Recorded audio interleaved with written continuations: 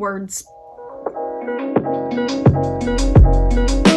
Hello everyone, welcome back to my channel. If you haven't seen me before, my name is Heather. If you have seen me before, then you already know that my name is Heather, so welcome back. So today's video is something that I get asked about a lot as well, which is what I like to do videos on because I like to help you guys, and if my advice can help one person, then that's perfect for me. So today's video is going to be about how I knew that I was gay and how you can sort of tell if you are gay or part of the LGBTQ+ community. Now, before I even get into this, I want to start off by saying that obviously what worked for me in figuring out my sexuality is not the only way to do it, and there are so many ways that you can figure this out, and if I say that this one thing made me realize that I was gay, that doesn't necessarily mean that if you think like that or do that, that you are. It's completely subjective and it depends on the person 100%. So this is just sort of a guidance advice video because I get lots of questions about it, but absolutely do not take this as fact. It's not. It's just to help you guys as much as I can. So I asked you guys on my Instagram if you had any questions related to this topic, and I'm sort of going to go off of those, but then also just take it in my own direction and say my experience, what worked for me, and this is just going to be kind of a conversation. So if this video is all over the place, I'm sorry. That's what you get for subscribing to me. I am all over the place 99% of the time, so hopefully you can follow me. With that being said, let's get right into the video. So yes, if this is your first time seeing me, I've been on YouTube for about a year now, and way back when I first started, I did my coming out story. I will link that down below, subtle plug, if you want to watch it.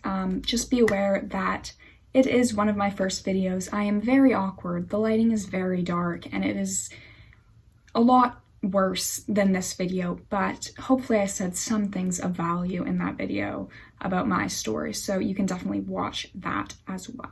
So yes, I don't want to necessarily say my entire coming out story because I've already said it, but I will go over some key points and what helped me to realize so that I can hopefully help you guys. Anyone that knows me knows that I am the most indecisive person on the planet, probably. Like, my girlfriend gets so annoyed when she'll be like, oh, what do you want for dinner? What do you want to watch? What do you want to do? And I'll be like, I don't know, you decide. I can't decide.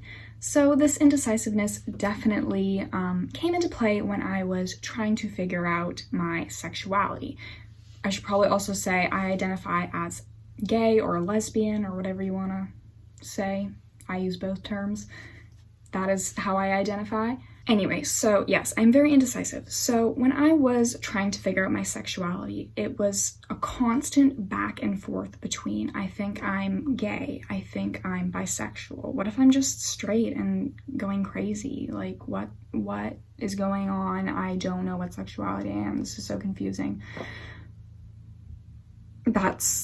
That was the process for me. It probably a year or year and a half of me going back and forth between I'm gay and I'm bisexual. And a lot of you guys have said the same thing to me, that you're confused, you don't know how to tell whether or not you're just bisexual or if you're gay or if you're something else, and you're just very confused, like I was. Something that took me a long time to understand was that being attracted to somebody and finding someone attractive isn't the same thing.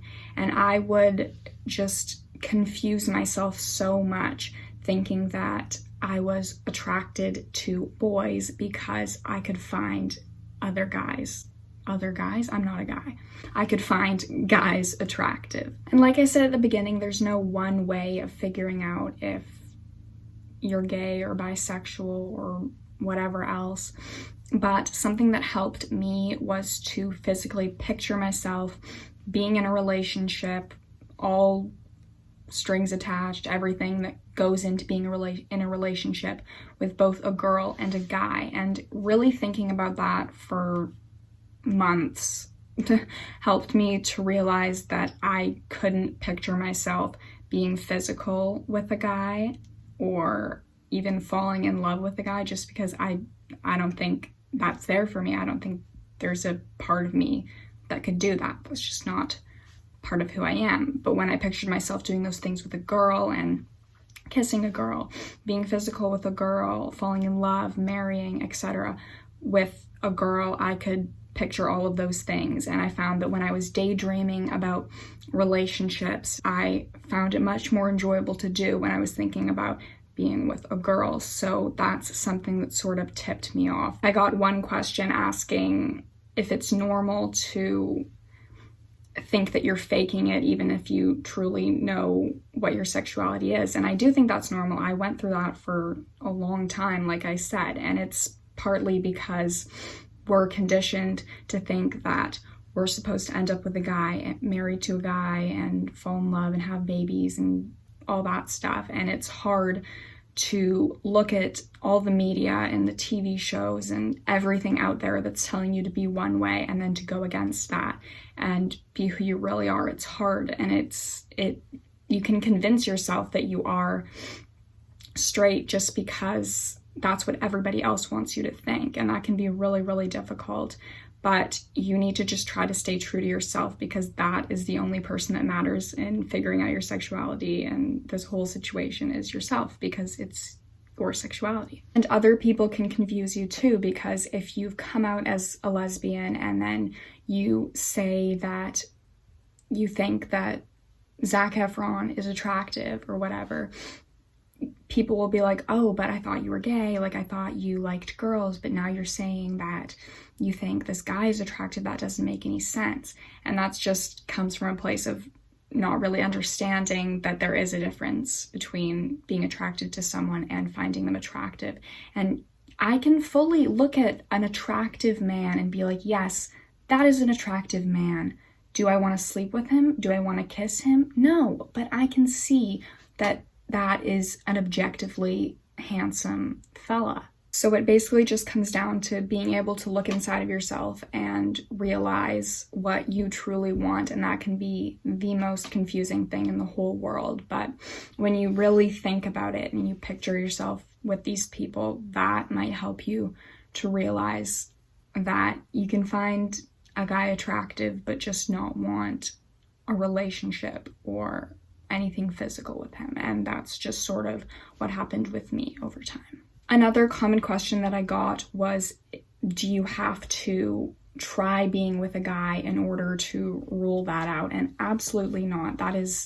No, you do not have to do that. And I'm sorry if anyone made you think that you do. I know that so many people say to lesbians or even gay men or whatever, that in order to know who you really like, you have to try it with the other gender, but that's just not true at all. And because if you really think about it, straight people don't try it with the same gender to realize that they're straight, so why would you have to try it with the opposite gender to realize that you're gay? Like I said in my coming out story, I had one boyfriend before Elia, and it wasn't even really a real relationship, because it was in the 7th grade and I would run away from him after school so that I did not have to kiss him.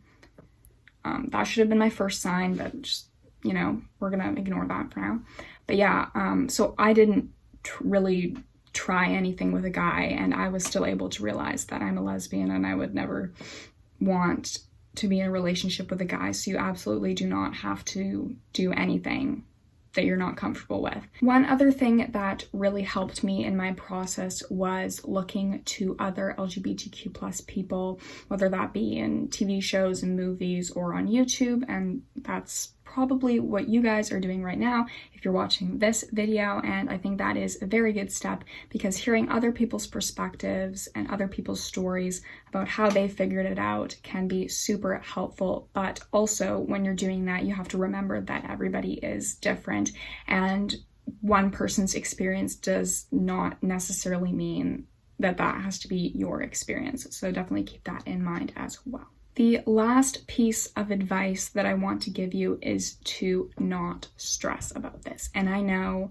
believe me, it's difficult to not constantly be thinking about this and worrying about this, but it's not something that you need to put so much pressure on yourself about, because there's no rush to figuring this out, and you don't even have to put a label on yourself if that makes things more confusing. Labels can be helpful, but they can also really hinder your process and make things 10 times harder for you. So if you're just comfortable being you, that's the only thing that matters, and that's what you need to focus on, not trying to put yourself into a box if that's not what works for you. For me, there was never one day that I was just like, I know that 100% I'm gay. It's just what fit the best for me. It's the label that fit the best for me and what I am comfortable identifying as, and there's never going to be just words in the sky telling you that you are gay, you are bi, whatever. So you just need to go with what feels right to you and try not to worry so much, because sexuality is fluid, and if you redefine yourself later on in life, that's completely okay too, and you just need to do what makes you the most comfortable and what feels the best for you, whether that be using a label or not. All right, I think that is where I will leave it today. Hopefully that wasn't too all over the place and confusing for you. I tried to follow a steady pattern of what I was saying, but I know that I can get a little confusing. So hopefully that wasn't too bad for you guys. If you have any further questions about my experience or anything related to your experience, you can definitely comment those down below and I will try my hardest to answer them. You can also message me on Instagram, Twitter, etc. All my social media information will be at the end of this video as well as in the description box, so definitely feel free to message me on there. I always try to answer. Anyways, thank you guys so much for watching. If you have any other video requests, please leave those down below as well, and I will see you guys next week for another video. Bye guys.